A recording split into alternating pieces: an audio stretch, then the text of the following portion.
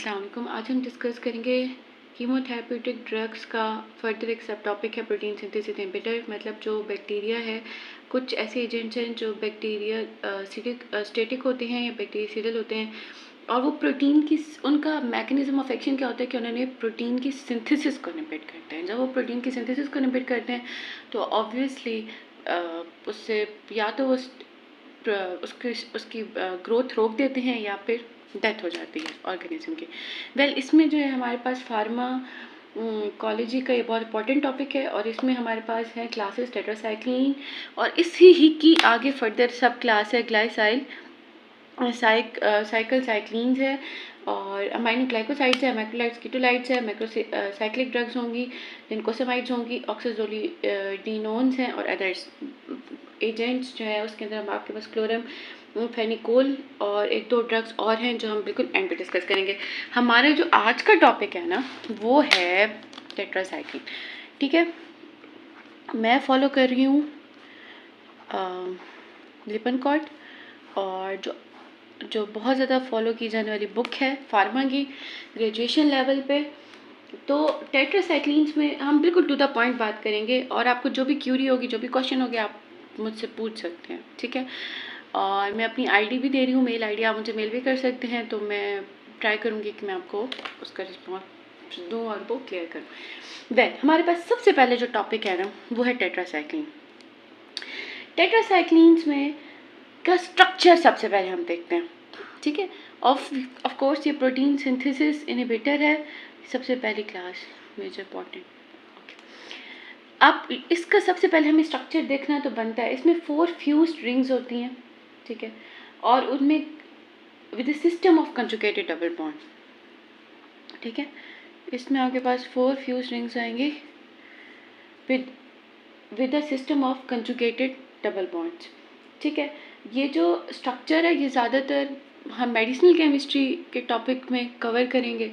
उसके बाद हमारे पास आता है मेन जो है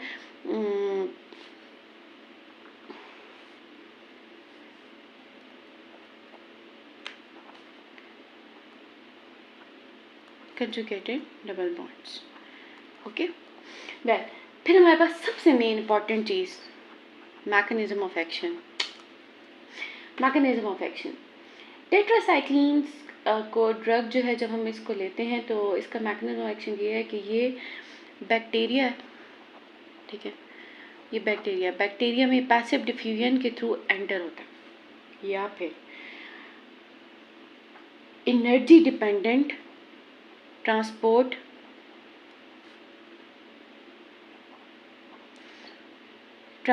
सिस्टम होता है जिससे वो that is unique to bacterial inner cytoplasmic membrane, right. या तो पैसिव डिफ्यूजन या energy dependent transport mechanism that is unique to bacterial inner cytoplasmic membrane. ये ऑर्गेनिज्म में ससेप्टेबल ऑर्गेनिज्म में मीन्स बैक्टीरिया में एंटर हो जाता है।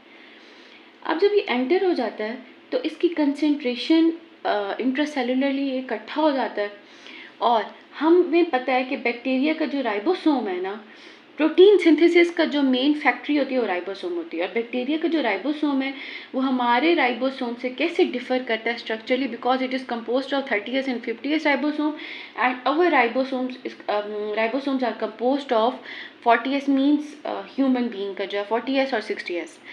तो ये बैक्टीरिया के अंदर सबसे पहले एंटर होगा पैसिव डिफ्यूजन से या एनर्जी डिपेंडेंट ट्रांसपोर्ट मैकेनिज्म से, और 30S राइबोसोमल सब यूनिट के साथ रिवर्सिबली बाइंड करेगा।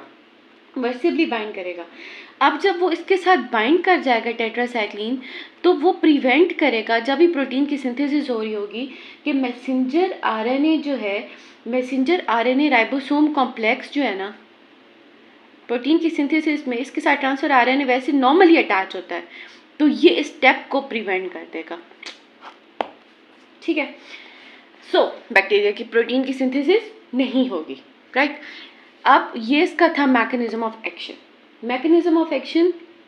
बाकी एक छोटी सी बात मैं आपको बता दूं कि टेट्रासाइक्लिन का जो फॉर्मूला है वो ये है C22H24N2O8।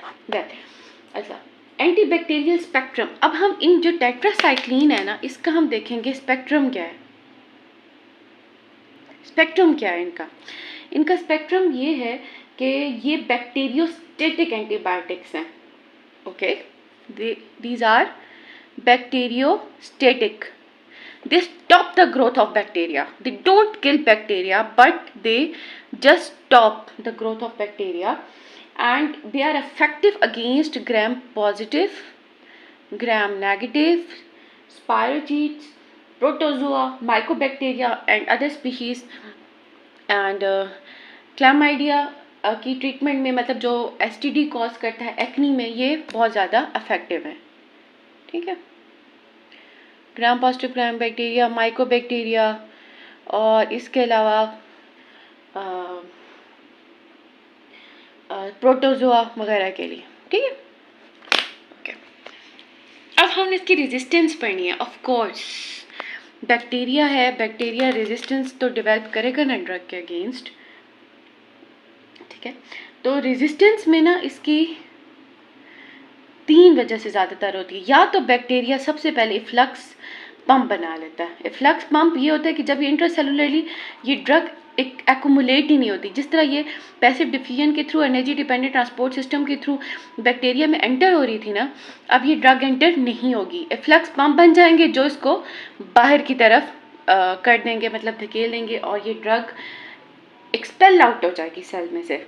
इंट्रासेलुलर एक्यूमुलेशन ही नहीं होगी. ठीक है, या वो एंजाइमेटिक इनएक्टिवेशन हो जाती है. वो कोई ना कोई ऐसा एंजाइम बना लेता है, जैसे बीटा लैक्टम ड्रग्स है ना, तो बीटा लैक्टम ड्रग्स के लिए बीटा लैक्टामेज बन जाता है. राइट, तो ये कोई ना कोई एंजाइम बना लेता है जो उसको टेट्रासाइक्लिन को इनएक्टिवेट कर देगी. या फिर कोई ऐसी प्रोटीन्स बना देगा बैक्टीरिया इस स्टेप के लिए, जहाँ पे टेट्रासाइक्लिन जब सेल में एंटर हो जाता है, बैक्टीरिया सेल में 30S राइबोसोमल यूनिट के साथ बाइंड करता है, तो वो नहीं करेगा. ठीक है, ऐसी कुछ प्रोटीन्स बन जाएंगे, तो सो टेट्रासाइक्लिन जो होता है ना, वो इनफेक्टिव हो जाएगा. और हमने एक बात और याद रखनी है कि रेजिस्टेंस अगर एक टेट्रासाइक्लिन से हो जाए, मतलब टेट्रासाइक्लिन की क्लास में एक ड्रग से हो जाए, तो बाकियों से भी हो जाती है. It causes cross resistance. Cross resistance ये होती है कि if you are treating with a drug, it changes response to other drug also. ठीक है, resistance to one drug subsequently leads to resistance to other drugs. Okay, फिर हमने cross resistance, by the way इसको कहते हैं. अब मैंने आपको ये बताना है कि जो टेट्रासाइक्लिन है ना, इसकी जो क्लास है, इसमें हमारे पास ड्रग कौन कौन सी हैं. सबसे पहले डी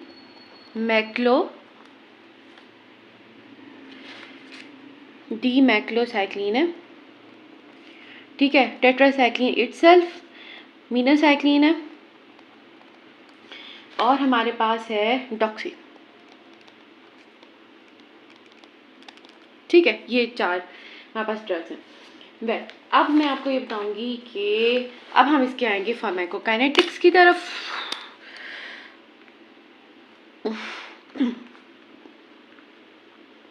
व्हाट इज फार्माकोकाइनेटिक्स?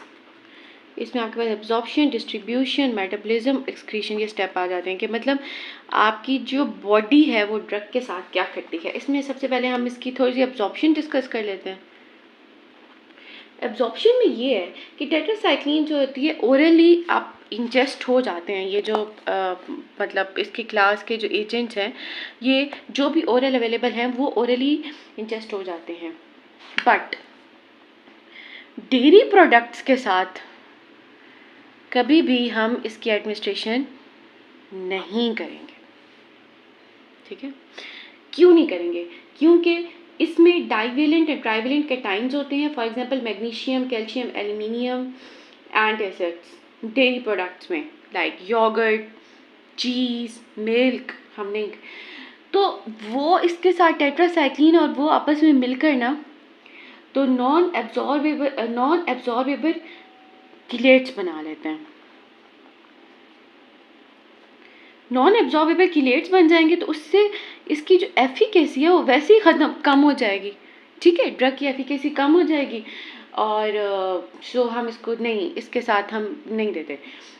अब हमारे पास जो है ना, ये जो डॉक्सी और मीनोसाइक्लिन है, ये हमारे पास दोनों फॉर्म में अवेलेबल है. ओरल भी अवेलेबल है, प्लस IV भी अवेलेबल है, ठीक है। अब हमने फिर इसके थोड़े सा दूसरे स्टेप की तरफ हम आ जाते हैं, जिसको हम डिस्ट्रीब्यूशन कहेंगे। Most important step of pharmacokinetics, tetracycline concentration हो जाती है उसकी, ये बाइल के अंदर इकट्ठा हो जाएगा, लिवर में भी इकट्ठा हो जाता है, स्किन के अंदर इकट्ठा हो जाता है, मतलब इसमें डिस्ट्रीब्यूट होता है, और जिंजीवल फ्लूइड के अंदर होता है। जिंजीवल फ्लूइड जो है वो इन्फ्लेमेटरी एक्सुडेट है, जो पेरियोडोंटल टिश्यू से पेरियोडोंटल टिश्यू से डिराइव होता है। वेल, ये जो है सबसे ज़्यादा कौन से टिश्यूज़ में डिस्ट्रीब्यूट होगा? Calcified tissues. कौन कौन से भला? Bone plus teeth that undergoing calcification. क्यों? एब्जॉर्प्शन में पढ़ा था ना, डेयरी प्रोडक्ट के साथ नहीं देते। क्यों? इसमें ट्राइवेलेंट और डाइवेलेंट कैटाइंस होते हैं, तो टेट्रासाइक्लिन के साथ इकट्ठा मिलके तो नॉन एब्जॉर्बेबल किलेट बना देता है, ठीक है। अब यहाँ पे डिस्ट्रीब्यूशन में भी जो हमारी बॉडी में कैल्सीफाइड टिश्यूज़ होते हैं, जिस तरह बोन और टीथ है, जहाँ पे कैल्शियम की और फॉस्फेट की डिपोजिशन ज़्यादा होती है, वो उनके साथ मिलके वही नॉन एब्जॉर्बेबल किलेट्स बना देता है, ठीक है। नॉन एब्जॉर्बेबल किलेट्स बना देते हैं, फिर उसकी एफिकेसी जो होती है वो कम हो जाती है। बाकी बॉडी फ्लूइड में इसकी पेनिट्रेशन ठीक है।